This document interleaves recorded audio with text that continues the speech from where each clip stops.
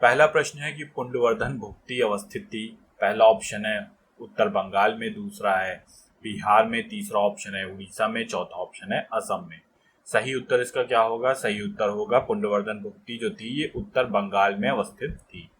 कुछ व्याख्या देख लेते हैं। प्राचीन काल में पुंडवर्धन भुक्ति उत्तर बंगाल के क्षेत्र में अवस्थित थी। पाल चंद्र एवं सेन राजवंशों के युग में इसके क्षेत्राधिकार का विस्तार उत्तर बंगाल के बाहर भी था। सूची 1 को सूची 2 से सुमेलित करते हैं तो सूची 1 में हड़प्पी स्थल दिए हुए हैं, सूची 2 में स्थिति दी हुई है। तो कौन सा हड़प्पा स्थल किस जगह पर अवस्थित था ये बताना है। तो पहला आप देखेंगे कि मांडा जो था ये जम्मू कश्मीर है में स्थित था और ये सिंधु सभ्यता का सबसे उत्तरी स्थल था। दायमाबाद जो है आपका महाराष्ट्र में है। कालीबंगा जो है ये आपका राजस्थान में और राखीगढ़ी हरियाणा। तो सही सुमेलन आपका ये हो जाएगा। एक बार सही सुमेलन देख लेते हैं। मांडा जो है वो जम्मू कश्मीर में है, ठीक है। दायमाबाद महाराष्ट्र में था, कालीबंगा राजस्थान और राखीगढ़ी हरियाणा, ठीक है। तो अगला प्रश्न देखते हैं। सूची 1 को सूची 2 से सुमेलित करना। अगला प्रश्न है कि सूची 1 को सूची 2 से सुमेलित करना है। सूची 1 में वैदिक नदियां दी हैं, सूची 2 में आधुनिक नाम दिए हैं उनके। तो आप देखेंगे कि कुभा वैदिक नदी जो है आज इसका आधुनिक नाम क्या है? काबुल नाम से जानी जाती है। परुषणी जो है ये आपका अब आधुनिक नाम इसका रावी है। सदानीरा को गंडक नाम से जाना जाता है और सुतुद्री जो थी आपकी सतलज के नाम से जानी जाती है। तो सही सुमेलन देख लेते हैं। काबुल देखते हैं आपकी वैदिक नदी कुभा जो थी वो काबुल के नाम से जानी जाती है। परुष्णी को रावी कहा जाता है और सदानीरा को गंडक कहा जाता है और सुतुद्री सतलज कहलाती है। अगला प्रश्न है कि निम्नलिखित में से कौन सा बौद्ध पवित्र स्थल निरंजना नदी पर स्थित है? पहला ऑप्शन है बोध गया, दूसरा है कुशीनगर, तीसरा ऑप्शन है लुम्बिनी, चौथा ऑप्शन है ऋषिपत्तनम। सही उत्तर इसका क्या होगा? बोध गया जो है ये आपका निरंजना नदी तट पर अवस्थित है। कुछ व्याख्या देख लेते हैं। तो गृह त्याग करने के बाद सिद्धार्थ जो बुद्ध ने वैशाली के अलाकराम में सांख्य दर्शन की शिक्षा ग्रहण की। अलाकराम सिद्धार्थ के प्रथम गुरु हुए। अलाकराम के बाद सिद्धार्थ के ने राजगीर के रुद्रग्राम पुत्र से शिक्षा ग्रहण की। उरुवेला में सिद्धार्थ को कौंडिन्य, वप्पा, भदिया, महानामा, सगी नामक 5 साधक मिले। बिना अन्न जल ग्रहण किए हुए 6 वर्ष की कठिन तपस्या के बाद 35 वर्ष की आयु में वैशाख पूर्णिमा की रात को बोध गया में निरंजना नदी के तट पर किनारे पर पीपल के वृक्ष के नीचे सिद्धार्थ को ज्ञान की प्राप्ति हुई। ज्ञान प्राप्ति के बाद सिद्धार्थ जो है ये बुद्ध के नाम से जाने गए। यह स्थान बोध गया कहलाया। बुद्ध ने अपना प्रथम उपदेश जो था ये सारनाथ जो कि इस वक्त ऋषिपत्तनम था में दिया, जिसे बौद्ध ग्रंथों में धर्मचक्र प्रवर्तन कहा गया। अगला प्रश्न है कि अशोक का समकालीन तुर्मय कहाँ का राजा था? पहला ऑप्शन है मिस्र, दूसरा है कोरिद, तीसरा है मैसिडोनिया, चौथा है सीरिया। सही उत्तर क्या होगा? मिस्र का राजा था तुर्मय। अगला प्रश्न है कि निम्नलिखित युग्म में से कौन सा सही सुमेलित नहीं है बताना है। पहला आपका ऑप्शन है कपूर मंजरी हर्ष, दूसरा ऑप्शन है मालविकाग्नि मित्र कालिदास, तीसरा ऑप्शन है मुद्रा राक्षस विशाखदत्त, चौथा ऑप्शन है सौंदर्यानंद अशुभोज। तो सुमेलित जो नहीं है आप देखेंगे कि कपूर मंजरी हर्ष की रचना नहीं थी, ठीक है। तो ये सुमेलित नहीं है, जबकि मालविकाग्नि मित्र कालिदास की रचना थी, मुद्रा राक्षस विशाखदत्त की थी और सौंदर्यानंद अशुभोज द्वारा रचित है। सही सुमेलन एक बार देख लेते हैं। तो हर्ष की जो रचनाएं थी उनमें थी नागानंद, रत्नावली, प्रियदर्शिका, ये 3 रचनाएं हर्ष की हैं। मालविकाग्नि मित्र जो है वो कालिदास की रचना है, मुद्रा राक्षस विशाखदत्त की, और बुद्ध चरित और सूत्रालंकार सौंदर्यानंद अश्वघोष की रचना है। अगला प्रश्न देखते हैं कि वो चोल राजा कौन था जिसने श्रीलंका को पूर्ण स्वतंत्रता दी और सिंघल राजकुमार के साथ अपनी पुत्री का विवाह कर दिया। पहला ऑप्शन है कोलुतुंग, दूसरा है राजेंद्र, तीसरा ऑप्शन है अधिराजेंद्र, चौथा ऑप्शन है महाराजा अधिराज। सही उत्तर क्या होगा? सही उत्तर है कोलुतुंग शासक जो था इसने श्रीलंका को पूर्ण स्वतंत्रता दी और सिंघल राजकुमारी के साथ अपनी पुत्री का विवाह किया।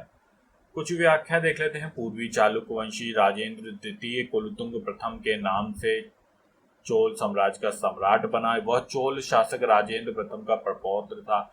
कुलुतुंग प्रथम के साथ ही चोल चालुक्य वंश की शुरुआत हुई। उसका शासन काल शांति का काल था। कुलुतुंग प्रथम के शासन काल में पश्चिमी चालुक्यों की ओर से चोलों का विरोध विक्रमादित्य ने किया, किंतु उसे युद्ध में पराजित होना पड़ा। कुलुतुंग के समय में श्रीलंका के राजा विजयबाहु ने अपनी स्वतंत्रता घोषित की, किंतु उसने श्रीलंका में चोल प्रभाव की समाप्ति के प्रति किसी कटुता का प्रदर्शन नहीं किया तथा अपनी पुत्री का विवाह श्रीलंका के राजकुमार वीर पेरुमाल से कर दिया। अगला प्रश्न देखते हैं, किसके सिक्कों पर बगदाद के अंतिम खलीफा का नाम सर्वप्रथम अंकित हुआ?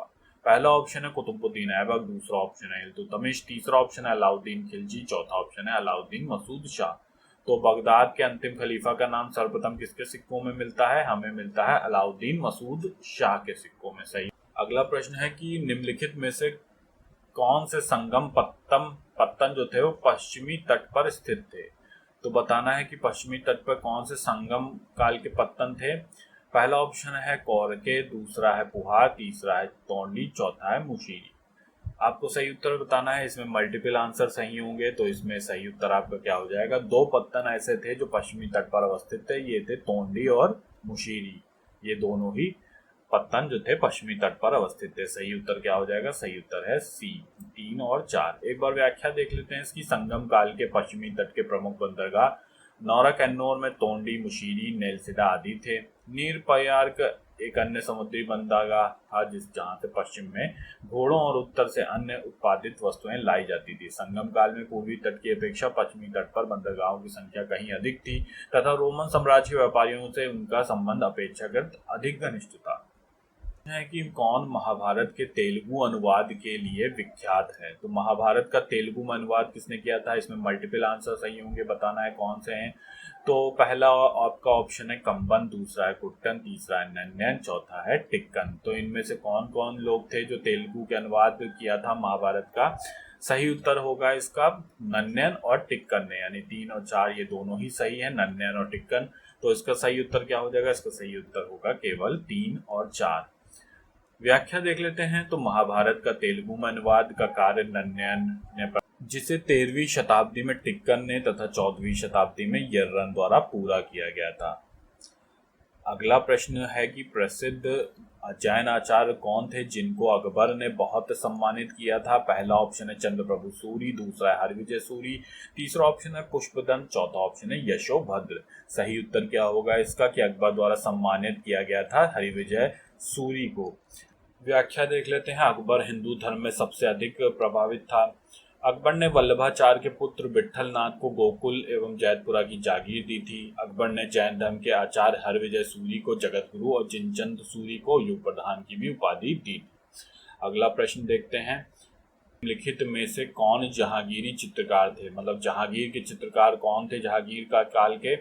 पहला ऑप्शन है अबू समद, दूसरा है अबुल हसन, तीसरा है अकारिजा, चौथा ऑप्शन है मीर सैयद अली। इसमें मल्टीपल आंसर सही होंगे, मतलब 1 2 2 3 3 4 4 1। तो सही उत्तर इसका क्या हो जाएगा? सही उत्तर होगा आपके जहांगीर के जो चित्रकार थे अबुल हसन और अकारिजा, ये दोनों ही उत्तर सही होंगे। तो सही उत्तर क्या हो जाएगा? सही उत्तर होगा बी।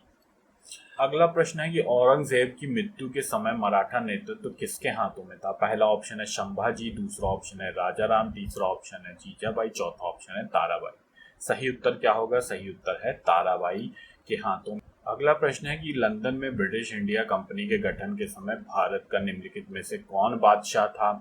पहला ऑप्शन है अकबर, दूसरा ऑप्शन है जहांगीर, तीसरा ऑप्शन है शाहजहां, चौथा ऑप्शन है औरंगजेब। सही उत्तर क्या होगा? अकबर था उस समय पर जब।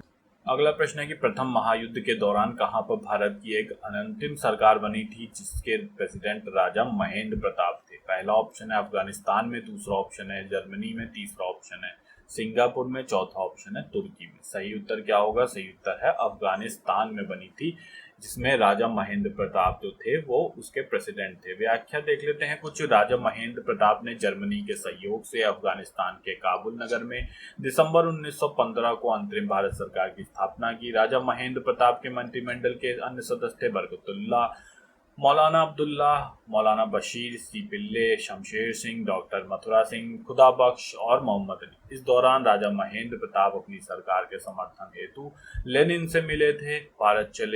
भारत में चले हिजरत आंदोलन से जुड़े कई नेता कालांतर में अफगानिस्तान और तुर्किस्तान चले गए, जहां उन्हें अगला प्रश्न है कि राजा राम मोहन राय को राजा की उपाधि किसने दी थी। पहला ऑप्शन है लॉर्ड विलियम बेंटिक ने, दूसरा ऑप्शन है अकबर द्वितीय ने, तीसरा ऑप्शन है ब्रह्म समाज के अनुयायियों ने, चौथा ऑप्शन है सती प्रथा का विरोध करने वाले बुद्धिजीवियों ने। सही उत्तर क्या है, अकबर द्वितीय द्वारा जो है राजा राम मोहन राय को राजा की उपाधि दी गई थी। तो राजा राम मोहन राय को भारत में पत्रकारिता का अग्रदूत माना जाता है। इन्होंने समाचार पत्रों की स्वतंत्रता का समर्थन किया। 1850 ईस्वी में मुगल बादशाह अकबर द्वितीय ने राजा राम मोहन राय को राजा की उपाधि के साथ अपने दूत के रूप में तत्कालीन ब्रिटिश सम्राट विलियम चतुर्थ के दरबार में भेजा। राय को इंग्लैंड में सम्राट से मुगल बादशाह को मिलने वाली पेंशन की मात्रा को बढ़ाने पर बातचीत करनी थी। यहीं पर ब्रिस्टल में 27 सितंबर 1833 को राय की मृत्यु हो गई। सुभाष चंद्र बोस ने राजा राम मोहन राय को युगदूत की भी उपाधि से सम्मानित किया था। अगला प्रश्न देखते हैं, निम्नलिखित कॉलेजों में सर्वप्रथम किसकी स्थापना हुई थी। पहला ऑप्शन है हिंदू कॉलेज कलकत्ता, दूसरा है दिल्ली कॉलेज, तीसरा ऑप्शन है मेयो कॉलेज, चौथा ऑप्शन है मुस्लिम एंग्लो ओरिएंटल कॉलेज। सही उत्तर क्या होगा, हिंदू कॉलेज कलकत्ता की स्थापना हुई थी इन सभी कॉलेजों में सर्वप्रथम। तो एक बार व्याख्या देख लेते हैं। राजा राम मोहन राय ने 1817 में डेविड हेयर के साथ कलकत्ता में हिंदू कॉलेज की स्थापना की। अन्य कॉलेज जो है उनकी स्थापना देख लेते हैं। मेयो कॉलेज की स्थापना 1875 में हुई, मुस्लिम एंग्लो ओरिएंटल कॉलेज की स्थापना 1875 में, दिल्ली कॉलेज की स्थापना 1824 में हुई। अगला प्रश्न देखते हैं कि शारदा अधिनियम के अंतर्गत लड़कियों एवं लड़कों के विवाह की न्यूनतम आयु कितनी निर्धारित की गई थी। तो लड़कों और लड़कियों की न्यूनतम आयु कितनी थी। पहला ऑप्शन है 12 से 16, दूसरा ऑप्शन है 14 से 18, तीसरा ऑप्शन है 15 से 21 वर्ष, चौथा ऑप्शन है 16 से 22 वर्ष। सही उत्तर क्या होगा, सही उत्तर है आपका बी, यानी 14 और 18, यानी कि लड़कियों की जो उम्र थी वो 14 निर्धारित की गई और लड़कों की विवाह की उम्र 18 वर्ष निर्धारित की गई शारदा अधिनियम के अंतर्गत।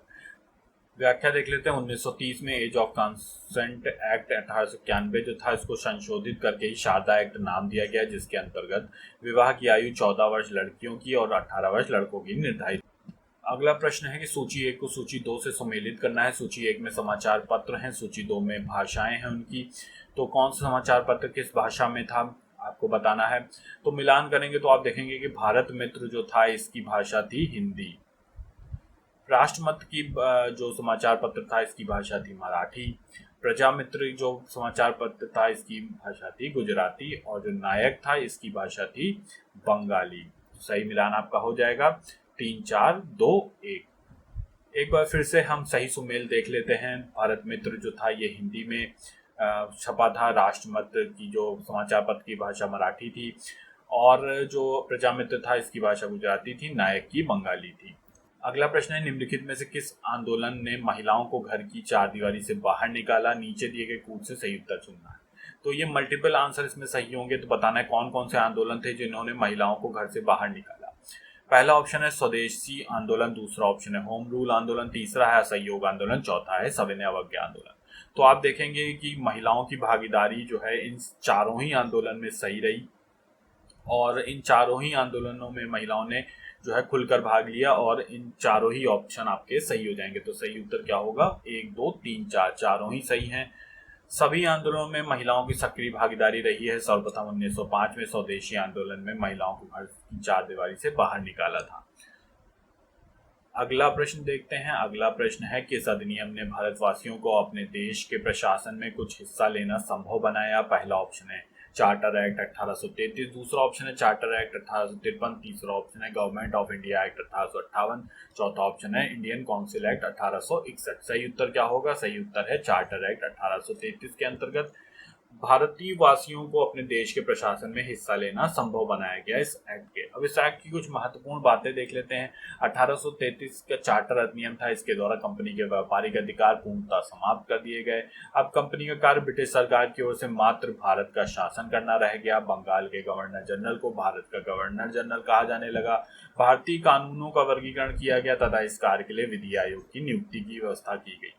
इसके बाद आपका आया 1853 का चार्टर अधिनियम, उसके बाद 1858 का चार्टर अधिनियम। अगला प्रश्न है कि वे राष्ट्रीय नेता कौन थे जो 1925 में सेंट्रल लेजिस्लेटिव असेंबली के अध्यक्ष निर्वाचित हुए थे। पहला ऑप्शन है मोतीलाल नेहरू, दूसरा ऑप्शन है सीआर दास, तीसरा ऑप्शन है वल्लभ भाई पटेल, चौथा ऑप्शन है विट्ठल भाई पटेल। सही उत्तर क्या होगा, सही उत्तर है विट्ठल भाई पटेल जो थे ये। अगला प्रश्न है, सूची 1 को सूची 2 से मिलान करना है। एक तरफ कांग्रेस के अध्यक्ष दिए हैं, दूसरी तरफ उनके अधिवेशन के स्थान दिए हुए हैं कि किस स्थान पर कौन अध्यक्ष रहा था कांग्रेस का। तो इसमें मिलान करेंगे तो आप देखेंगे M.A. अंसारी जो थे ये मद्रास के अधिवेशन में की अध्यक्षता इन्होंने की थी कांग्रेस अधिवेशन के। पुरुषोत्तम दास टंडन जो थे इन्होंने नासिक अधिवेशन की अध्यक्षता की थी। सरोजनी नायडू ने कानपुर अधिवेशन की अध्यक्षता की थी और सुभाष चंद्र बोस ने हरिपुरा के अधिवेशन की अध्यक्षता की थी। सही मिलान आपका हो जाएगा 3, 4, 2, 1। व्याख्या देख लेते हैं। 42वें कांग्रेस सम्मेलन दिसंबर 1927 में मद्रास में संपन्न हुआ। इसकी अध्यक्षता डॉक्टर M.A. अंसारी ने की थी। 40वें कांग्रेस सम्मेलन में दिसंबर 1925 में कानपुर में संपन्न हुआ। इसकी अध्यक्षता सरोजनी नायडू ने की। 51वां कांग्रेस सम्मेलन फरवरी 1938 में हरिपुरा में संपन्न हुआ। इसकी अध्यक्षता सुभाष चंद्र बोस ने की थी। और 57वां जो है आपका 1950 में नासिक में संपन्न हुआ। इसकी अध्यक्षता पुरुषोत्तम दास टंडन ने की थी। अगला प्रश्न है कि इन पश्चिम वाहिनी नदियों में से कौन दो पर्वत श्रेणियों के बीच बहती है। पहला ऑप्शन है शरावती, दूसरा ऑप्शन है नर्मदा, तीसरा ऑप्शन है माही, चौथा ऑप्शन है साबरमती। सही उत्तर क्या होगा? नर्मदा नदी जो है ये पश्चिम वाहिनी नदियां जो दो पर्वत श्रेणियों के बीच में बहती हैं। व्याख्या देख लेते हैं। तो नर्मदा नदी विंध्याचल पर्वत श्रेणियों के में स्थित अमरकंटक नामक स्थान से निकलती है। यह 1312 किलोमीटर की यात्रा करते हुए खंबात की खाड़ी में गिरती है। इसके उत्तर में विंध्याचल एवं दक्षिण में सतपुड़ा पर्वत है। इसके बीच में भ्रंश घाटी बहती है। माही नदी विंध्याचल पर्वत से श्रेणी से निकलती है। यह 553 किलोमीटर की यात्रा करते हुए खंबात की खाड़ी में गिरती है। साबरमती नदी उदयपुर जिले के दक्षिणी भाग से निकलती है। 320 किलोमीटर की यात्रा करते हुए खंबात की खाड़ी में।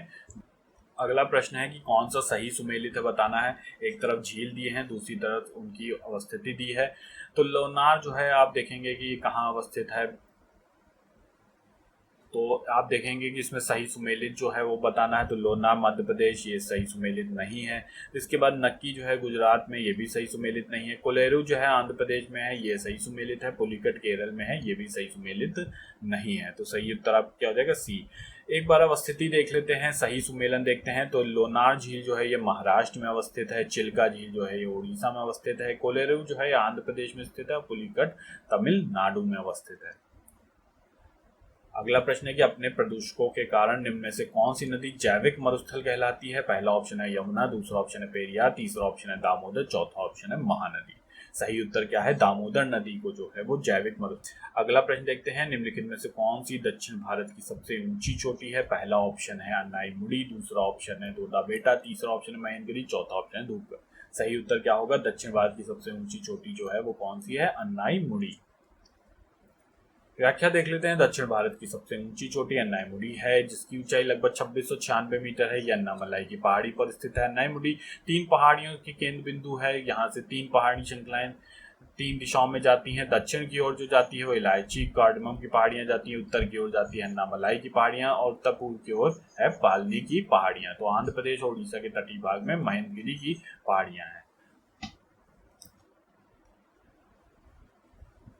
अगला प्रश्न है, निम्नलिखित में से कौन सी खरीफ की फसल नहीं है। पहला ऑप्शन है कपास, दूसरा है मूंगफली, तीसरा ऑप्शन है मक्का, चौथा ऑप्शन है सरसों। सही उत्तर क्या होगा? खरीफ की फसल नहीं है। सरसों जो है ये खरीफ की फसल नहीं है, जबकि कपास, मूंगफली, मक्का जो है। अब देख लेते हैं इनको कि खरीफ की रबी की फसल कौन सी होती है। तो रबी की फसल पहले देखते हैं कौन कौन सी होती है। अक्टूबर और नवंबर में जो है बोई जाती हैं। मार्च और अप्रैल में काट ली जाती हैं। इनकी मुख्य फसल जो है वो गेहूं, जौ, चना, मटर, सरसों, राई, मसूर। राई है और मसूर भी होती है और आलू भी होती है।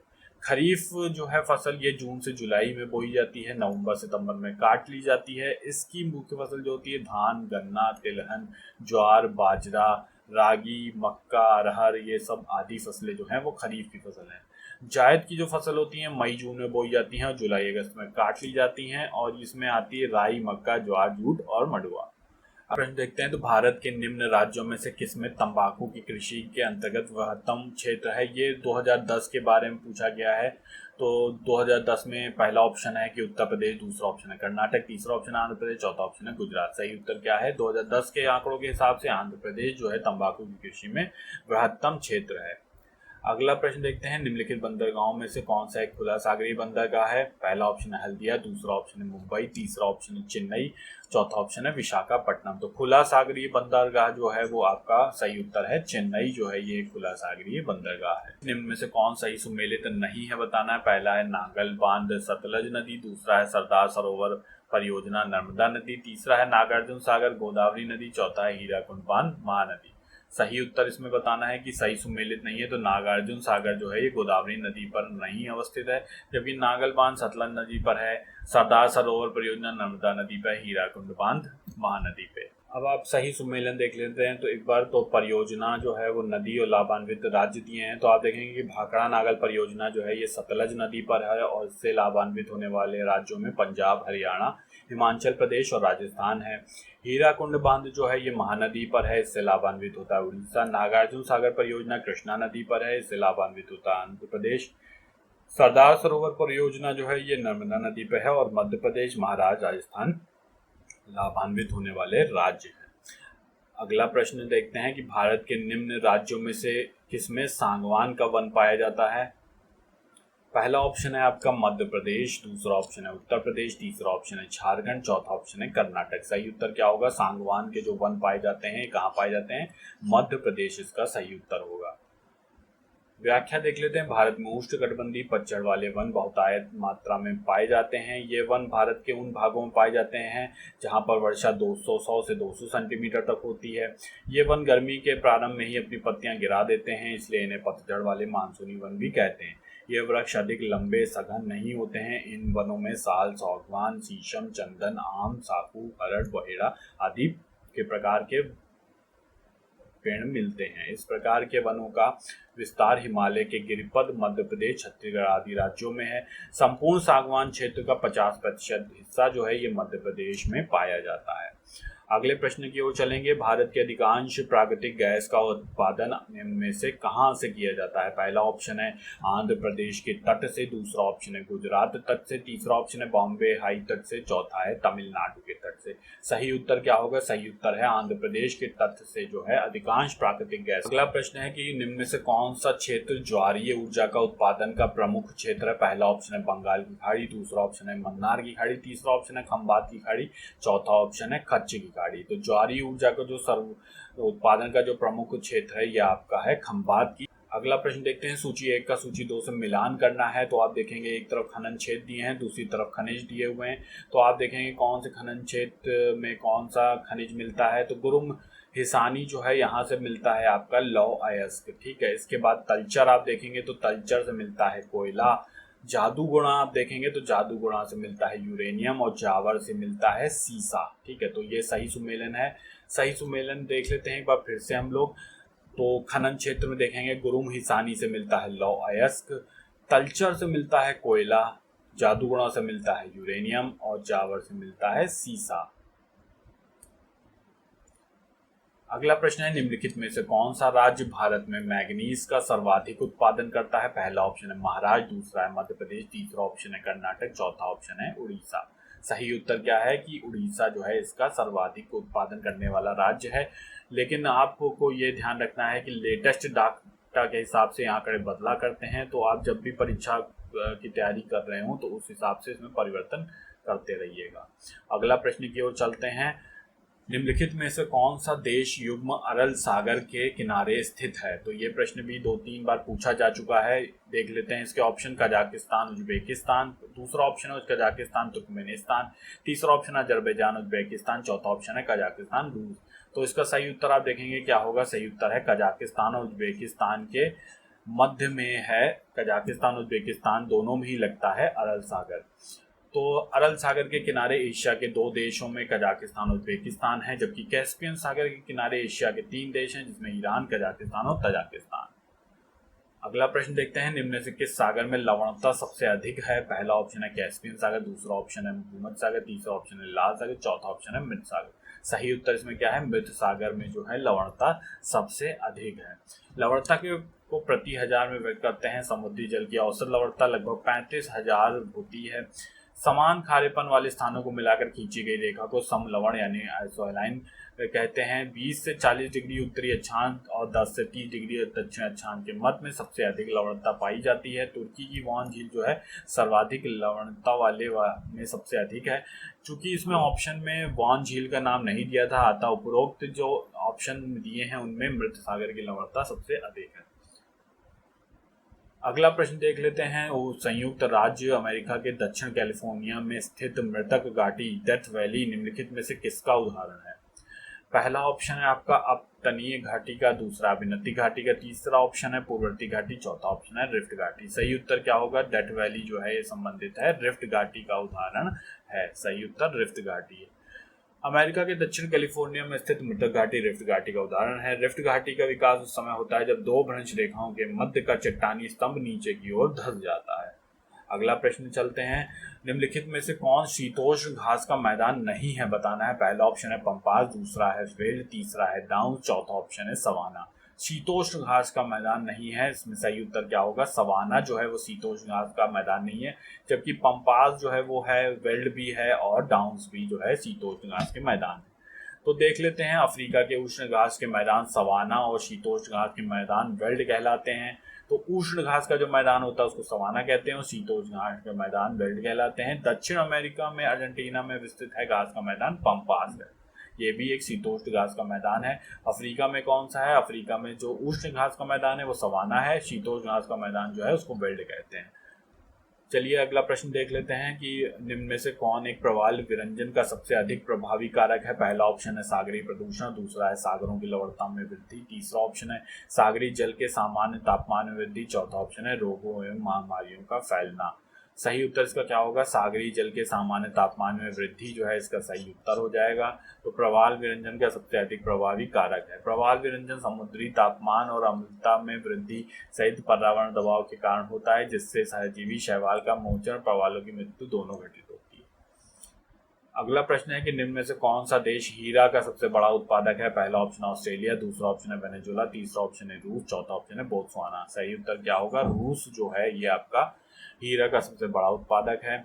अगला प्रश्न देखते हैं। निम्नलिखित में से कहाँ विश्व का सबसे बड़ा प्रमाणित तेल का भंडार स्थित है। पहला ऑप्शन है वेनेजुएला, दूसरा है सऊदी अरब, तीसरा ईरान में, चौथा ऑप्शन है इराक में। सही उत्तर क्या है? वेनेजुएला में जो है आपका सबसे बड़ा प्रमाणित तेल का भंडार है। अगला प्रश्न देख लेते हैं। मूंगफली निम्नलिखित में से कहाँ की प्रमुख फसल है। पहला ऑप्शन है जॉर्जिया की, दूसरा ऑप्शन है गैम्बिया की, तीसरा ऑप्शन है घाना की, चौथा ऑप्शन है ग्वाटेमाला की। सही उत्तर क्या है? गैम्बिया की जो है ये मुख्य फसल है। अगला प्रश्न देख लेते हैं कि क्षेत्रफल की दृष्टि से निम्न देशों का सही आरोही क्रम कौन सा है। पहला ऑप्शन है, क्षेत्रफल की दृष्टि से आपको बताना है। पहला option Brazil, Argentina, Australia, Bharat, दूसरा है ऑस्ट्रेलिया, ब्राजील, भारत, अर्जेंटीना, तीसरा है अर्जेंटीना, भारत, ऑस्ट्रेलिया, ब्राजील, चौथा ऑप्शन है भारत, ब्राजील, अर्जेंटीना, ऑस्ट्रेलिया। सही उत्तर इसमें क्या होगा? सही उत्तर आप देखेंगे तो क्षेत्रफल की दृष्टि से जो सही आरोही क्रम है वो है अर्जेंटीना, भारत और Brazil. Australia, Brazil, Argentina, Bharat, Australia, Brazil. तो आपका जो है इसमें बताना है आरोही क्रम, चूंकि पूछा गया था तो ये था कि आपको आरोही क्रम वो होता है कि छोटे से बड़े से छोटे की तरफ जाते हैं। ठीक है, तो पहले बड़ा होगा, फिर उससे छोटा, फिर उससे छोटा, फिर उससे छोटा। तो इन दिए गए क्रम में अर्जेंटीना सबसे छोटा था, उसके बाद भारत था उससे बड़ा, उसके बाद उससे बड़ा था ऑस्ट्रेलिया और सबसे बड़ा था इनमें से ब्राजील। ठीक है, तो आपका सही उत्तर ये हो जाएगा।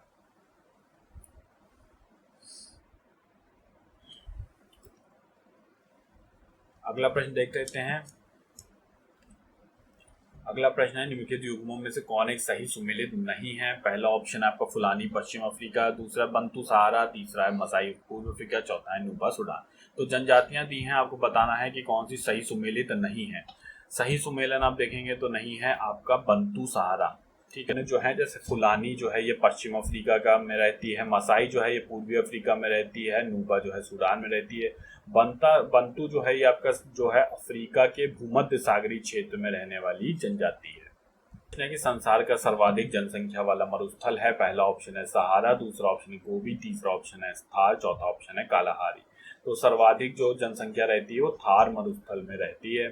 संसार का सर्वाधिक जनसंख्या वाला मरुस्थल थार है। इसका जनसंख्या घनत्व 83 व्यक्ति प्रति वर्ग किलोमीटर है। अगला प्रश्न देखते हैं, निम्नलिखित में किस केंद्र शासित प्रदेश में आबादी का सबसे घनत्व सबसे कम है? पहला ऑप्शन है दमन दीव, दूसरा है दादर और नागर हवेली, तीसरा है अंडमान और निकोबार द्वीप, चौथा ऑप्शन है पुडुचेरी। सही उत्तर क्या है? अंडमान और निकोबार। अगला प्रश्न है कि वर्ष 2011 के अनुमान के अनुसार विश्व की जनसंख्या का कितना प्रतिशत जो है भारत में रहता है? पहला ऑप्शन है 15%, दूसरा है 17.5%, तीसरा ऑप्शन है 20%, चौथा ऑप्शन है 22.5%। सही उत्तर क्या होगा? 17.5% जनसंख्या जो है, पूरे विश्व की जनसंख्या का 17.5% जो है भारत में रहता है। अगला प्रश्न देखते हैं कि निम्नलिखित में से किस देश ने सरकारी तौर पर परिवार नियोजन कार्यक्रम को सर्वप्रथम अपनाया?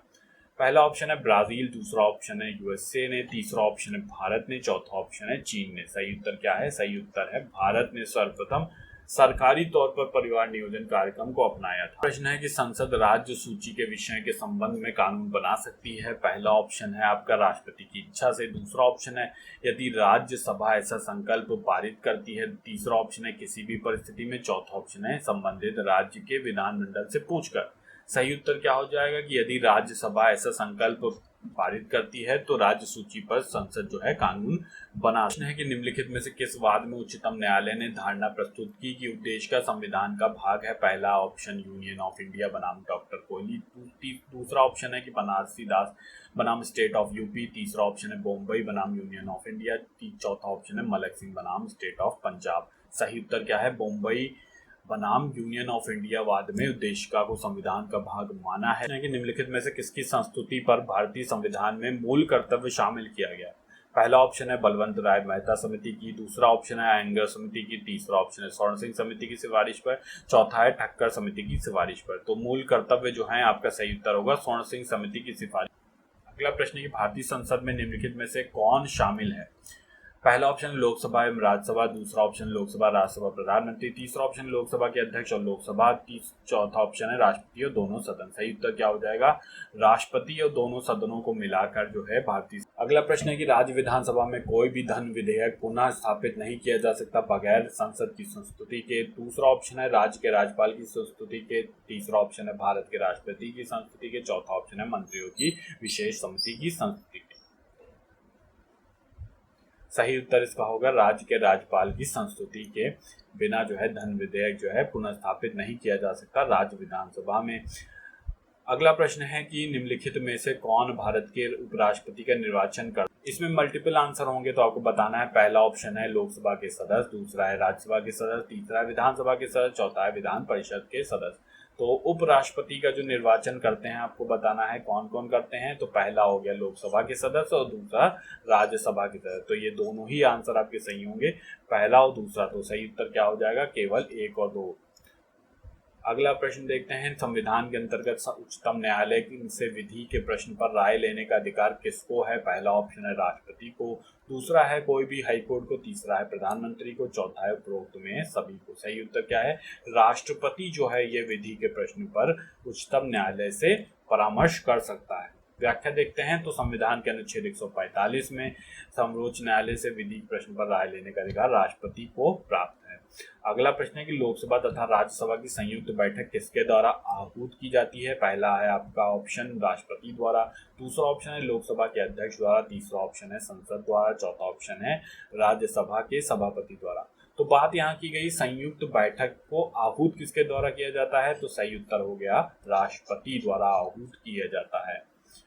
अगला प्रश्न देखते हैं, धन विधेयक कहाँ पुनः स्थापित किया जा सकता है? पहला ऑप्शन है लोकसभा में, दूसरा ऑप्शन है राज्यसभा में, तीसरा ऑप्शन है दोनों सदनों की संयुक्त बैठक में, चौथा ऑप्शन है उपयुक्त में से कोई नहीं। सही उत्तर क्या होगा? सही उत्तर है लोकसभा में जो है धन विधेयक को पुनर्स्थापित किया जा सकता है। अगला प्रश्न है कि किस सदन के सदस्यों द्वारा बहुमत से अविश्वास प्रस्ताव पास होने पर मंत्रिपरिषद को त्यागपत्र देना पड़ता है? पहला ऑप्शन है लोकसभा के, दूसरा है राज्यसभा के, तीसरा ऑप्शन है दोनों सदनों के अलग अलग, चौथा ऑप्शन है दोनों सदनों की संयुक्त बैठक में। सही उत्तर इसका क्या होगा? लोकसभा की। तो क्या है? लोकसभा में जो है अगर बहुमत से अविश्वास प्रस्ताव पास हो गया तो मंत्रिपरिषद को त्यागपत्र देना पड़ता है। अगला प्रश्न है कि निम्नलिखित में कौन राज्यपाल की नियुक्ति करता है? पहला ऑप्शन है केंद्रीय मंत्रिमंडल, दूसरा है उच्चतम न्यायालय के मुख्य न्यायाधीश, तीसरा ऑप्शन है आपका लोकसभा के अध्यक्ष, चौथा ऑप्शन है भारत के राष्ट्रपति। अगला प्रश्न है कि मंत्रिपरिषद सामूहिक रूप से निम्न में से किसके प्रति उत्तरदायी है। पहला ऑप्शन है प्रधानमंत्री के प्रति, दूसरा ऑप्शन है राष्ट्रपति के प्रति, तीसरा ऑप्शन है राज्यसभा के प्रति, चौथा ऑप्शन है लोकसभा के प्रति। सही। अगला प्रश्न है कि निम्नलिखित में से किसके द्वारा भारत के नियंत्रक एवं महालेखा परीक्षक के पद का सृजन किया गया था। पहला ऑप्शन है संसदीय अधिनियम द्वारा, दूसरा है संविधान द्वारा, तीसरा है मंत्रिमंडल के संकल्प द्वारा, चौथा है उपरोक्त में से कोई नहीं। सही उत्तर क्या है, संविधान द्वारा। अगला प्रश्न है निम्नलिखित में से किस वाद में उच्चतम न्यायालय ने धारणा व्यक्त की कि मूल अधिकार व्यक्ति को जैसा उसे सबसे अच्छा लगे उस तरह की अपनी जिंदगी की रूपरेखा तैयार करने के लिए सक्षम बनाते हैं। तो ऑप्शन जो है आपके इंदिरा गांधी बनाम राजनारायण का वाद, दूसरा ऑप्शन है गोलकनाथ बनाम पंजाब स्टेट ऑफ पंजाब, तीसरा ऑप्शन है बैंकों का राष्ट्रीयकरण का मामला, चौथा है अजहर बनाम म्युनिसिपल कॉर्पोरेशन का। किस वाद में ये धारणा व्यक्त की थी। सही उत्तर आपका होगा गोलकनाथ बनाम स्टेट ऑफ पंजाब के वाद में सुप्रीम कोर्ट ने धारणा व्यक्त की। अगला प्रश्न देखते हैं, उच्चतम न्यायालय के संविधान के निर्वचन से संबंधित मामलों की सुनवाई करने के लिए न्यायाधीशों की संख्या कम से कम कितनी होनी चाहिए। पहला ऑप्शन है 10, दूसरा ऑप्शन है 9, तीसरा ऑप्शन है 7, चौथा ऑप्शन है 5। सही उत्तर क्या है, कम से कम 5 न्यायाधीश होने चाहिए जब संविधान के संबंधित कोई मामला सुनना हो। तो सर्वोच्च न्यायालय के संविधान के निर्वचन संबंधी मामले की सुनवाई करने के लिए न्यायाधीशों की संख्या कम से कम 5 होनी चाहिए। अगला प्रश्न देखते हैं, भारत के मुख्य निर्वाचन आयुक्त की पदावधि क्या है। पहला ऑप्शन है 5 वर्ष, दूसरा ऑप्शन है कि राष्ट्रपति के प्रसाद पर्यंत, तीसरा ऑप्शन है 6 वर्ष या 65 वर्ष की आयु जो भी पहले हो, चौथा ऑप्शन है 5 वर्ष या 65 वर्ष की आयु जो भी पहले हो। सही उत्तर क्या होगा, सही उत्तर है 6 वर्ष या 65 वर्ष की आयु जो भी पहले हो जाए। अगला प्रश्न है कि निम्न में से कौन संवैधानिक प्राधिकरण है। पहला ऑप्शन है आपका राज्य निर्वाचन आयोग, दूसरा है राज्य वित्त आयोग, तीसरा है जिला पंचायत, चौथा है राज्य निर्वाचन अधिकारी। तो इसमें मल्टीपल आंसर सही होंगे, तो आपको बताना है कौन कौन से संवैधानिक प्राधिकरण है। तो आप देखेंगे कि राज्य निर्वाचन आयोग जो है एक संवैधानिक प्राधिकरण है, फिर राज्य वित्त आयोग भी जो है ये एक संवैधानिक प्राधिकरण है, और जिला पंचायत भी जो है ये संवैधानिक प्राधिकरण है। ठीक है, तो ये सब तीनों ही जो होंगे सही होंगे, चौथा वाला नहीं है। सही व्याख्या देख लेते हैं इसकी। संविधान के तहत जिनका गठन होता है संवैधानिक प्राधिकरण कहते हैं। संविधान के अनुच्छेद 243 का के तहत राज्य निर्वाचन आयोग तथा राज्य निर्वाचन आयुक्त, 243 आई के तहत राज्य वित्त आयोग तथा 243 बी के तहत जिला पंचायत होता है। अगला प्रश्न है कि निम्न में से किस राज्य में पंचायती राज का शुभारंभ जो था वो सबसे पहले हुआ। कई बार पूछा जा चुका है प्रश्न। पहला ऑप्शन है उत्तर प्रदेश, दूसरा ऑप्शन है बिहार, तीसरा ऑप्शन है राजस्थान, चौथा ऑप्शन है गुजरात। सही उत्तर क्या है, राजस्थान सही उत्तर है। ठीक है, सही उत्तर होगा इसका राजस्थान। याद कैसे रखेंगे, पंचायती राज का राजस्थान। ठीक है, राज लगा है, राज में राजस्थान। अगला प्रश्न देख लेते हैं जल्दी से। उत्तर प्रदेश के पंचायती राज संस्थाओं में महिलाओं के लिए आरक्षित स्थानों की संख्या कितनी है। पहला ऑप्शन है कुल स्थानों का 1/3, दूसरा है महिलाओं की आबादी के अनुपात में, तीसरा है कुल स्थानों का 1/4, चौथा है परिस्थितियों की आवश्यकता अनुसार। सही उत्तर क्या है, कुल स्थानों का 1/3।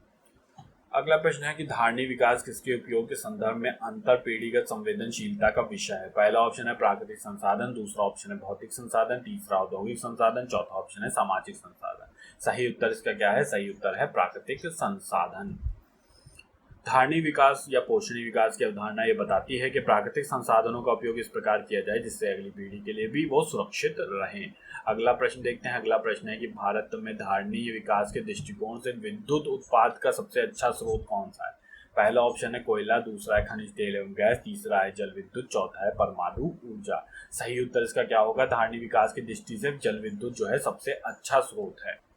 अगला प्रश्न है कि तेंदुलकर समिति ने भारत में गरीबी रेखा के नीचे की जनसंख्या का प्रतिशत कितना आंकलित किया था। पहला ऑप्शन है 27.2, दूसरा है 37.2, तीसरा ऑप्शन है 22.2, चौथा है 32.7। सही उत्तर क्या है, 37.2 जो है आंकलित किया। अगला प्रश्न है कि भारत में शुरू की गई स्वाभिमान योजना किससे संबंधित है। पहला ऑप्शन है ग्रामीण महिलाओं के अधिकारों से, दूसरा है ग्रामीण वृद्धजनों की देखभाल से, तीसरा है ग्रामीण बैंकिंग से, चौथा ऑप्शन है ग्रामीण खाद्य सुरक्षा से। सही उत्तर क्या है, ग्रामीण बैंकिंग से संबंधित है स्वाभिमान योजना। अगला प्रश्न देखते हैं। तो निम्नलिखित में से कौन सा भारत में मुद्रास्फीति के प्राकलन का सबसे प्रचलित माप है। पहला है मूल्य सूचकांक, दूसरा है थोक मूल्य सूचकांक, तीसरा ऑप्शन है उपभोक्ता मूल्य सूचकांक, चौथा है औद्योगिक वस्तुओं का मूल्य सूचकांक। सही उत्तर इसमें क्या हो जाएगा, सही उत्तर है थोक मूल्य सूचकांक। अगला प्रश्न है कि भारत में विदेशी विनिमय संचय का रखरखाव किसके द्वारा किया जाता है। पहला ऑप्शन है भारतीय रिजर्व बैंक द्वारा, दूसरा भारतीय स्टेट बैंक द्वारा, तीसरा वित्त मंत्रालय भारत सरकार द्वारा, चौथा है भारतीय आयात निर्यात बैंक द्वारा। सही उत्तर क्या है, भारतीय रिजर्व बैंक द्वारा। सही उत्तर होगा आरबीआई। आरबीआई के अन्य काम देख लेते हैं। रिजर्व बैंक भारत का केंद्रीय बैंक है। ये 1 अप्रैल 1935 को रिजर्व बैंक ऑफ इंडिया की स्थापना की गई थी। इसका राष्ट्रीयकरण 1 जनवरी 1949 को में किया गया। इसके प्रमुख कार्य जो है देख लेते हैं। नोट का निर्गमन करना, विदेशी विनिमय का संचय करना, बैंकों का बैंक कहलाता है और सरकार का बैंक भी कहलाता है, इत्यादि इसके काम है। अगला प्रश्न है कि मरीचिका का कारण है। पहला ऑप्शन है प्रकाश का व्यतिकरण, दूसरा है प्रकाश का विवर्तन, तीसरा ऑप्शन है प्रकाश का धुआं, चौथा ऑप्शन है प्रकाश का पूर्णांतरिक परावर्तन। सही उत्तर क्या है? प्रकाश का पूर्णांतरिक परावर्तन जो है मरीचिका का कारण है। अगला प्रश्न देखते हैं। प्रकाश का रंग निर्धारित होता है इसके आयाम से, दूसरा ऑप्शन है तरंग दैर्ध्य से, तीसरा ऑप्शन है तीव्रता से, चौथा ऑप्शन है वेग से। सही उत्तर क्या है? तरंग दैर्ध्य से जो है प्रकाश। अगला प्रश्न है कि पराश्रव्य वे ध्वनियां हैं जिनकी आवृत्ति होती है 20,000 हर्ट्ज से अधिक, दूसरा है 10,000 हर्ट्ज से कम, तीसरा है 1,000 हर्ट्ज के बराबर, चौथा है उपरोक्त में से कोई नहीं। सही उत्तर क्या है? 20,000 हर्ट्ज। अगला प्रश्न है कि मिट्टी के घड़े में निम्न में से किस क्रिया के कारण जल ठंडा रहता है? पहला ऑप्शन है द्रवण, दूसरा है वाष्पीकरण, तीसरा ऊर्ध्वपातन, चौथा है उपरोक्त में से कोई नहीं। सही उत्तर क्या है? सही उत्तर है वाष्पीकरण। ठीक है, तो वाष्पीकरण इसका सही उत्तर होगा। अगला प्रश्न है कि लेजर एक युक्ति है जिसके द्वारा उत्पन्न किया जाता है स्व विकिरण को, दूसरा है ऑप्शन वर्ण विक्षेपण विकिरण को, तीसरा है प्रकीर्ण विकिरण को, चौथा है उद्दीप्त विकिरण को। सही उत्तर क्या है? उद्दीप्त विकिरण को लेजर। अगला प्रश्न है लोलक घड़ियां गर्मियों में सुस्त हो जाती हैं, क्यों? कारण क्या है? पहला का कथन है कि गर्मियों के दिन लंबे होते हैं, दूसरा कुंडली में घर्षण होता है, तीसरा लोलक की लंबाई बढ़ जाती है, चौथा है कि लोलक के भार में परिवर्तन हो जाता है। सही उत्तर क्या है? लोलक की लंबाई बढ़ जाने के कारण लोलक घड़ियां गर्मियों में सुस्त हो जाती हैं। अगला प्रश्न देखते हैं। अगला प्रश्न है कि निम्नलिखित में से कौन सी हरित गृह गैस नहीं है, बताना है। पहला ऑप्शन है कार्बन डाइऑक्साइड, दूसरा मीथेन, तीसरा नाइट्रस ऑक्साइड, चौथा है नाइट्रोजन। सही उत्तर क्या है? नाइट्रोजन जो है ये हरित गृह गैस नहीं। अगला प्रश्न है कि बताना है निम्नलिखित पदार्थों में से कौन से ओजोन रिक्तिकारक हैं, नीचे दिए गए कूट से सही उत्तर चुनना है। तो पहला आपका दिया है क्लोरोफ्लोरोकार्बन, दूसरा है हेलोन, तीसरा है कार्बन टेट्राक्लोराइड। तो इसमें मल्टीपल आंसर सही होंगे, तो बताना है कि कौन कौन से ओजोन रिक्तिकारक हैं। तो क्लोरोफ्लोरोकार्बन भी है, हेलोन्स भी है, कार्बन टेट्राक्लोराइड भी है। सही, दोनों तीनों ही उत्तर सही होंगे। तो इसका सही उत्तर क्या हो जाएगा? 1, 2, 3। व्याख्या देख लेते हैं। Chlorofluorocarbon, halon, carbon tetrachloride ozone रिक्तिकरण के उत्तरदायी हैं। मॉन्ट्रियल प्रोटोकॉल के अनुसार इन गैसों के उत्पादन पर रोक लगा दी गई है। अगला प्रश्न देख लेते हैं। अगला प्रश्न है कि जब बर्फ पिघलती है तब आयतन बढ़ता है, दूसरा है कि जब आयतन घटता है, तीसरा है कि द्रव्यमान बढ़ता है, चौथा है कि द्रव्यमान घटता है। तो बर्फ पिघलती है तो कौन सी क्रिया होती है? आयतन जो है वो घट जाता है, आयतन घट जाता है। अगला प्रश्न देख लेते हैं। दूध का धवल रंग निम्नलिखित में से किसकी उपस्थिति के कारण है होता है? पहला ऑप्शन है लैक्टोज, दूसरा है एल्ब्यूमिन, तीसरा है कैरोटीन, चौथा ऑप्शन है कैसीन। ये प्रश्न भी कई बार परीक्षाओं में आया है। सही उत्तर क्या है? कैसीन के कारण जो है दूध का धवल रंग हो जाता है। अगला प्रश्न है कि लाइकेन सबसे अच्छे सूचक हैं। ये प्रश्न भी कई बार पूछा जा चुका है। वायु प्रदूषक के, दूसरा है कि जल प्रदूषण के, तीसरा है मृदा प्रदूषण के, चौथा ऑप्शन है ध्वनि प्रदूषण के। तो वो लाइकेन जो होते हैं काय के लिए अच्छे सूचक होते हैं? ये सही है, वायु प्रदूषण के अच्छे सूचक होते हैं। लाइकेन थैलोफाइटा प्रकार की वनस्पति है जो कवक और शैवाल दोनों से मिलकर बनती है। इसमें कवक और शैवालों का संबंध परस्पर सहजीवी जैसा होता है। कवक मंडल खनिज, लवण, विटामिन आदि शैवाल को देता है। शैवाल जो है प्रकाश संश्लेषण के द्वारा कार्बोहाइड्रेट का निर्माण करके कवक को देता है। कवक शैवाल के बीच इस तरह के सहजीवी संबंध को हेलोइज्म कहते हैं। लाइकेन शब्द का सर्वप्रथम प्रयोग जो है ग्रीक दार्शनिक थियोफेस्टस ने किया था। लाइकेन वायु प्रदूषण का संकेतक होते हैं। जहां वायु प्रदूषण अधिक होता है वहां पर लाइकेन्स नहीं उगते हैं। पेड़ों की छालों पर उगने वाले लाइकेन्स को कार्टिकोल्स कहते हैं तथा खाली चट्टानों पर उगने वाले लाइकेन्स को एक्सीकोल्स कहते हैं।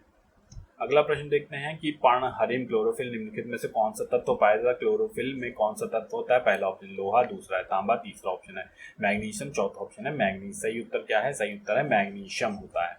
तो पर्णहरित क्लोरोफिल में जो तत्व होता है मैग्नीशियम दिए हुए हैं। दूसरी तरफ प्रभावित अंग दिए हुए हैं। तो कौन सा प्रदूषक जो है कौन सा अंग प्रभावित करता है? सही उत्तर देखते हैं। तो पहले एस्बेस्टस धूल को मिलाते हैं तो ये जो है फेफड़ों को प्रदूषित करती है, फेफड़ों को प्रभावित करती है। दूसरा है सीसा जो है ये मस्तिष्क को प्रभावित करता है। इसके बाद पारा जो है ये आपके उदर को प्रभावित करता है। कार्बन मोनोऑक्साइड रक्त की धाराओं को जो है प्रभावित करती है। सही उत्तर आपका हो जाएगा 3, 1, 2, 4।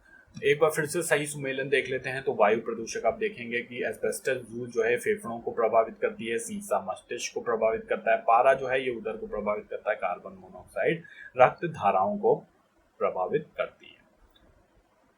अगला प्रश्न है कि डेंगू बुखार में मानव शरीर में निम्नलिखित में से किसकी कमी हो जाती है? पहला ऑप्शन है प्लेटलेट्स की, दूसरा है हीमोग्लोबिन की, तीसरा है शर्करा की, चौथा ऑप्शन है जल की। सही उत्तर क्या होगा इसकी? सही उत्तर है प्लेटलेट्स की कमी हो जाती है। अगला प्रश्न है कि डीएनए के द्विहेलिक्स प्रारूप को पहली बार किसने प्रस्तावित किया था? पहला ऑप्शन है वॉटसन तथा क्रिक ने, दूसरा है फिशर और हाल्डानी ने, तीसरा है लेवार्ग और डार्विन ने, चौथा ऑप्शन है हुबर्ट ग्रीन ने। सही उत्तर क्या है? डीएनए का द्विहेलिक्स प्रारूप जो है सबसे पहले वॉटसन और क्रिक द्वारा प्रस्तावित किया गया था। अगला प्रश्न है कि फंक ने निम्नलिखित में से किसका आविष्कार किया था? पहला ऑप्शन है विटामिन का, दूसरा है हार्मोन का, तीसरा प्रोटीन का, चौथा है एंजाइम का। सही उत्तर इसमें क्या होगा? सही उत्तर है विटामिन का आविष्कार किया था फंक ने। कुछ व्याख्या देख लेते हैं इसमें। विटामिन शब्द का प्रयोग सर्वप्रथम सी फंक द्वारा 1911 में किया गया। इसका नामकरण अंग्रेजी वर्णमाला के अनुसार किया गया। A B C D E के आदि मानव शरीर में इस कार्बनिक पदार्थ की आवश्यकता कम मात्रा में होती है। विटामिन खाद्य पदार्थों से प्राप्त होते हैं, इनकी कमी से कुछ रोग हो जाते हैं। विटामिन विभिन्न उपापचयी क्रियाओं का नियंत्रण करते हैं। विलेयता के आधार पर विटामिन को दो वर्गों में विभाजित किया गया है। एक होते हैं जल में घुलनशील विटामिन जिसमें बी और सी आते हैं, और एक होते हैं वसा में घुलनशील विटामिन जिसमें ए डी ई के आते हैं। अगला प्रश्न है कि सूची 1 को सूची 2 से मिलान करना है। एक तरफ रोग दिए हैं, दूसरी तरफ उनके कारक दिए हुए हैं, तो आपको पहचान करनी है कि किस प्लेग जो है किस प्रकार का है, किससे फैलता है। ये जीवाणुओं से फैलता है। एड्स जो है ये किससे होता है? ये एक विषाणु है। गंजापन जो है ये होता है आपका कवक से, और मलेरिया जो है ये होता है प्रोटोजोआ से। सही मिलान एक बार देख लेते हैं। प्लेग जो है जीवाणु से संबंधित है, एड्स विषाणु से, गंजापन कवक से, मलेरिया प्रोटोजोआ। अगला प्रश्न देखते हैं एमआरआई निम्न में से क्या है? पहला ऑप्शन है मैग्नेटिक रिकॉर्ड ऑफ इंटरवाइंस, दूसरा ऑप्शन है मैग्नेटिक रिकॉर्डिंग ऑफ इन्वेस्टिगेशन, तीसरा ऑप्शन है मैग्नेटिक रेजोनेंस इमेजिंग, चौथा ऑप्शन है मैग्नेटिक रेजोनेंस इन इंटेस्टाइन। सही उत्तर क्या होगा? मैग्नेटिक रेजोनेंस इमेजिंग जो होता है इसको एमआरआई कहते हैं। व्याख्या देख लेते हैं। एमआरआई का पूरा नाम जो है मैग्नेटिक रेजोनेंस इमेजिंग है। इस प्रकार की तकनीक जिससे रोगों के कारणों की सूक्ष्म जांच की जाती है। अगला प्रश्न है कि कंप्यूटर का सबसे महत्वपूर्ण भाग है। पहला ऑप्शन है सीपीयू, दूसरा कीबोर्ड, तीसरा ऑप्शन डिस्क, चौथा है प्रिंटर। सही उत्तर क्या है? सीपीयू जो होता है कंप्यूटर का बहुत। अगला प्रश्न है कि भारत के निम्नलिखित में से कौन से जैव विविधता की दृष्टि से उत्तेजनशील स्थल माने जाते हैं? सही कूट से बताना है आपको, तो इसमें मल्टीपल आंसर सही होंगे। एक तो है पहला है कि पूर्वी हिमालय, दूसरा है पूर्वी घाट, तीसरा ऑप्शन है पश्चिमी घाट, चौथा है पश्चिमी हिमालय। तो आप देखेंगे जो इसमें सही उत्तर होगा वो आपका क्या होगा? इसमें मल्टीपल आंसर सही होंगे। तो पहला आपका पूर्वी हिमालय का जो है वो जैव विविधता के लिए प्रसिद्ध है, और दूसरा है कि जैव विविधता सर्वाधिक जो है पश्चिमी घाट में मिलती है। तो आपके पहला और तीसरा ऑप्शन सही हो जाएगा। सही उत्तर देख लेते हैं एक बार इसमें। सही उत्तर जो है पहला और तीसरा होगा। पूर्वी हिमालय और पश्चिमी घाट जैव विविधता की दृष्टि से बहुत प्रखर। अगला प्रश्न है इको मार्क उन भारतीय उत्पादों को दिया जाता है जो निम्न दिए गए हैं ऑप्शंस, उसमें बताना है कि किनको दिया जाता है। पहला है कि शुद्ध एवं मिलावट रहित हो, दूसरा है कि प्रोटीन समृद्ध हो, तीसरा है पर्यावरण के प्रति मैत्रीपूर्ण हो, चौथा हो कि आर्थिक दृष्टि से व्यवहार हो। सही उत्तर क्या है? पर्यावरण के प्रति मैत्रीपूर्ण हो ऐसे उत्पादों को इको मार्क दिया जाता है। इको मार्क का प्रयोग उन भारतीय उत्पादों पर लगाया जाता है जिनके उत्पादन में पर्यावरण को क्षति ना हुई हो, अर्थात पर्यावरण के प्रति मैत्रीपूर्ण हो। यह प्रमाण पत्र जो है ब्यूरो ऑफ इंडियन स्टैंडर्ड्स द्वारा 1991 से दिया जा रहा है। अगला प्रश्न है कि 50 से अधिक देशों द्वारा समर्थित संयुक्त राष्ट्र का मौसम परिवर्तन समझौता कब प्रभावी हुआ? पहला ऑप्शन है मार्च 21, 1994, दूसरा है मार्च 21, 1995, तीसरा ऑप्शन है जून 21, 1996, चौथा ऑप्शन है जून 21, 1999। सही उत्तर क्या है? सही उत्तर है मार्च 21, 1994 से ही जो है संयुक्त राष्ट्र का मौसम परिवर्तन समझौता प्रभावी हुआ था। अगला प्रश्न है कि पारिस्थितिकी निकाय के रूप में आर्द्र भूमि निम्नलिखित में से किस हेतु उपयोगी है? पहला ऑप्शन है आपका पोषक पुनर्प्राप्ति एवं चक्रण हेतु, दूसरा है कि पौधों द्वारा अवशोषण के माध्यम से भारी धातुओं को अवमुक्त करने हेतु, तीसरा है कि तलछट रोककर नदियों का गादीकरण कम करने हेतु, चौथा है उपयुक्त में से सभी। सही उत्तर क्या होगा? उपयुक्त में से सभी हेतु जो है आर्द्र भूमि जो है पारिस्थितिकी निकाय के रूप में उपयोगी है। आर्द्र भूमि के क्षेत्र जलीय एवं शुष्क स्थलीय परिस्थिति तंत्र के बीच के क्षेत्र हैं। इसमें पानी को सोखने और छानने के विशाल स्पंज हैं। ये पोषक पदार्थों की मात्रा को कम करके तलछटों को हटा देते हैं। अगला प्रश्न है कि निम्नलिखित में से किस देश में विश्व के तापमानों में आंकड़े इकट्ठा करने के लिए वैश्विक वायुमंडल चौकसी स्टेशन स्थापित नहीं किया गया है? तो पहला ऑप्शन अल्जीरिया में, दूसरा है ब्राज़ील में, तीसरा है केनिया, चौथा ऑप्शन है भारत। तो आप देखेंगे कि विश्व तापमान इकट्ठा करने के लिए वैश्विक वायुमंडल से ऑक्सीजन स्टेशन स्थापित नहीं किया गया है, भारत में नहीं किया गया है। सही उत्तर है भारत। अगला प्रश्न है विश्व पर्यावरण दिवस मनाया जाता है। पहला ऑप्शन है दिसंबर 1 को, दूसरा ऑप्शन है जून 5 को, तीसरा ऑप्शन नवंबर 14 को, चौथा ऑप्शन है अगस्त 15 को। सही उत्तर क्या है? विश्व पर्यावरण दिवस मनाया जाता है 5 जून को मनाया जाता है। 5 जून सही उत्तर है। कुछ अन्य देख लेते हैं। 1 दिसंबर को विश्व एड्स दिवस मनाया जाता है, 5 जून को विश्व पर्यावरण दिवस और विश्व फाइलेरिया दिवस मनाया जाता है, 14 नवंबर को विश्व बाल दिवस और मधुमेह दिवस भी मनाया जाता है। अगला प्रश्न है कि निम्नलिखित में से कौन सा सुमेलित नहीं है, बताना है। पहला ऑप्शन है पारिस्थितिकी विज्ञानों का केंद्र बेंगलुरु, भारतीय वन्य प्राणी संस्थान देहरादून, भारतीय वन प्रबंधन अनुसंधान संस्थान अहमदाबाद, तीसरा है हिमालय पर्यावरण विकास का गोविंद वल्लभ पंत संस्थान अल्मोड़ा। तो आप देखेंगे जो सही सुमेलित नहीं है उसमें सी वाला जो है वो सही सुमेलित नहीं है। बाकी जो है सुमेलित हैं, पारिस्थितिकी विज्ञान का केंद्र जो है बेंगलुरु में है, भारतीय वन प्राणी संस्थान देहरादून में है, गोविंद वल्लभ पंत संस्थान जो है वो अल्मोड़ा में है, भारतीय वन प्रबंधन संस्थान जो है अहमदाबाद में नहीं है। अगला प्रश्न है कि दो भिन्न समुदायों के बीच का संक्रांति क्षेत्र कहलाता है। पहला ऑप्शन इकोटाइप, दूसरा इकेट, तीसरा इकोस्फीयर, चौथा इकोटोन। सही उत्तर क्या होगा? सही उत्तर होगा इकोटोन कहलाता है दो भिन्न समुदायों के बीच का संक्रांति क्षेत्र। अगला प्रश्न है कि भूमिगत जल को दूषित करने वाले अजैविक प्रदूषक हैं। पहला है बैक्टीरिया, दूसरा है शैवाल, तीसरा आर्सेनिक, चौथा है विषाणु। सही उत्तर क्या है? आर्सेनिक जो है ये भूमिगत जल को दूषित करता है। भूमिगत जल को दूषित करने वाले अजैविक पदार्थ आर्सेनिक है। यह ज्वालामुखी के वाष्पों में, समुद्र तथा अनेक खनिजों जलों में मिश्रित रहता है। अगला प्रश्न है कि पारिस्थितिकी तंत्र में तत्वों का चक्रों को क्या कहते हैं। पहला रासायनिक चक्र, दूसरा जैव भू रासायनिक चक्र, तीसरा ऑप्शन है भू वैज्ञानिक चक्र, चौथा ऑप्शन है भू रासायनिक चक्र। सही उत्तर क्या होगा? जैव भू रासायनिक चक्र जो है इसका सही उत्तर होगा।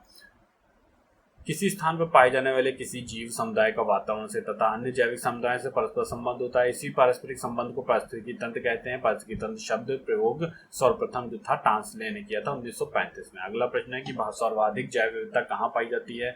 पहला ऑप्शन है उष्ण कटिबंधीय वर्षा वनों में, दूसरा है शीतोष्ण कटिबंधीय वनों में, तीसरा ऑप्शन है शंकुधारी वनों में, चौथा ऑप्शन है उत्तर ध्रुवी वनों में। सही उत्तर क्या हो जाएगा? उष्ण कटिबंधीय वर्षा वनों में जो है सर्वाधिक जैव विविधता पाई जाती है। सर्वाधिक जैव विविधता उष्णकटिबंधीय वर्षा वनों में पाई जाती है। इन वनों का विस्तार 10 डिग्री उत्तर से 10 डिग्री दक्षिण अक्षांश के बीच पाया जाता है। उष्णकटिबंधीय वर्षा वनों को जैव विविधता का भंडार भी कहा जाता है। अगला प्रश्न है कि एक मनुष्य के जीवन का पूर्ण रूप से धारणीय करने के लिए आवश्यक न्यूनतम भूमि को क्या कहते हैं। एक पहला प्रश्न है जीवजात, दूसरा है पारिस्थितिकी पदछाप, तीसरा जीवोम, चौथा है निकेत। सही उत्तर क्या है? पारिस्थितिकी पदछाप कहते हैं। पारिस्थितिकी पद चिन्ह पृथ्वी के पारिस्थितिकी तंत्रों पर मानवीय मांग का एक मापक है। यह मानव की मांग की तुलना पृथ्वी की पारिस्थितिकी पुनरुत्पादन करने की क्षमता से करता है। अगला प्रश्न देखते हैं। निम्नलिखित पत्रकारों में से किसने अपनी आत्मकथा लखनऊ बॉय शीर्षक से लिखी है। पहला ऑप्शन है विनोद मेहता, दूसरा ऑप्शन आलोक मेहता, तीसरा ऑप्शन है नरेंद्र मोहन, चौथा ऑप्शन है प्रीश नंदी। सही उत्तर क्या है? विनोद मेहता। अगला प्रश्न देखते हैं। भारत के निम्नलिखित राष्ट्रपतियों में से कौन ट्रेड यूनियन आंदोलन से संबंध रहा था। पहला ऑप्शन है वीवी गिरी, दूसरा है संजीव रेड्डी, तीसरा है के आर नारायण, चौथा ऑप्शन है जाकिर हुसैन। सही उत्तर क्या है? वीवी गिरी जो थे ये ट्रेड यूनियन आंदोलन से भी जुड़े रहे थे। अगला प्रश्न है कि निम्न में से किस वर्ष में असंगठित श्रमिक सामाजिक सुरक्षा अधिनियम पारित हुआ था। पहला ऑप्शन है 2004, दूसरा ऑप्शन 2006, तीसरा ऑप्शन 2008, चौथा ऑप्शन है 2010। सही उत्तर इसका बताना है क्या होगा। सही उत्तर है 2008 में। अगला प्रश्न है निम्नलिखित में से किस एक को छोड़कर बाकी सभी देशों की प्राकृतिक पूंजी में सम्मिलित किए जाते हैं। वन, जल, सड़कें, खनिज। सही उत्तर क्या है? सड़कें जो है नहीं सम्मिलित की जाती हैं, जबकि वन, जल, खनिज जो है ये प्राकृतिक पूंजी माने जाते हैं। अगला प्रश्न देखते हैं। निम्नलिखित योजनाओं में किसके द्वारा अपना वन अपना धन योजना प्रारंभ की गई थी। पहला ऑप्शन उत्तर प्रदेश द्वारा, दूसरा मध्य प्रदेश, तीसरा हिमाचल प्रदेश, चौथा है अरुणाचल प्रदेश। सही उत्तर क्या है? हिमाचल प्रदेश द्वारा योजना शुरू की गई थी अपना वन अपना धन योजना। अगला प्रश्न है कि चिपको आंदोलन मूल रूप से किसके विरुद्ध था। पहला ऑप्शन है जल प्रदूषण के, दूसरा ध्वनि प्रदूषण के, तीसरा वन कटाई के, चौथा है सांस्कृतिक प्रदूषण के। सही उत्तर क्या है? वन कटाई के विरुद्ध था चिपको आंदोलन। चिपको आंदोलन आरंभ किया था। चिपको आंदोलन का प्रारंभ उत्तराखंड में गौरा देवी ने किया था। यह वनों की कटाई के लिए प्रारंभ किया गया आंदोलन था। श्री सुंदरलाल बहुगुणा और चंडी भट्ट भी इस आंदोलन से जुड़े व्यक्तित्व थे। अगला प्रश्न देखते हैं, दृष्टि विकलांग हेतु राष्ट्रीय संस्थान निम्नलिखित में से कहाँ अवस्थित है? पहला ऑप्शन है कोलकाता, दूसरा देहरादून, तीसरा ऑप्शन है मुंबई, चौथा है हैदराबाद। सही उत्तर क्या है? देहरादून में अवस्थित। अगला प्रश्न है कि निम्नलिखित में से कौन सा पिछली शताब्दी में पृथ्वी के औसतन तापमान में वृद्धि प्रदर्शित करता है? पहला ऑप्शन है 0 डिग्री सेल्सियस, 0.6 डिग्री सेल्सियस, दूसरा है 0.7 डिग्री सेल्सियस, तीसरा ऑप्शन है 0.8 डिग्री सेल्सियस, चौथा है 0.9 डिग्री सेल्सियस। सही उत्तर क्या है? 0.7 डिग्री सेल्सियस। सूची 1 को सूची 2 से मिलान करना है। सूची 1 में जयमंडल स्थल हैं, सूची 2 में स्थापना वर्ष हैं जब वो जयमंडल स्थल बनाए गए।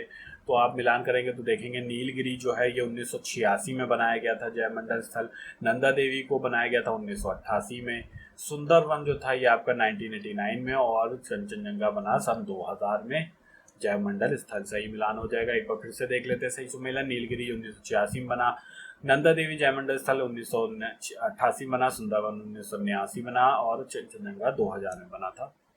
अब अगला प्रश्न है कि राष्ट्रीय पर्यावरण इंजीनियरिंग शोध संस्थान कहाँ स्थित है?